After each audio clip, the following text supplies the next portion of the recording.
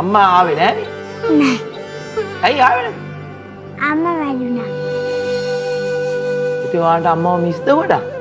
තාත්තා ඒ පහළුව දෙන්නේ නැහැ කියලා. මොකද උනේ?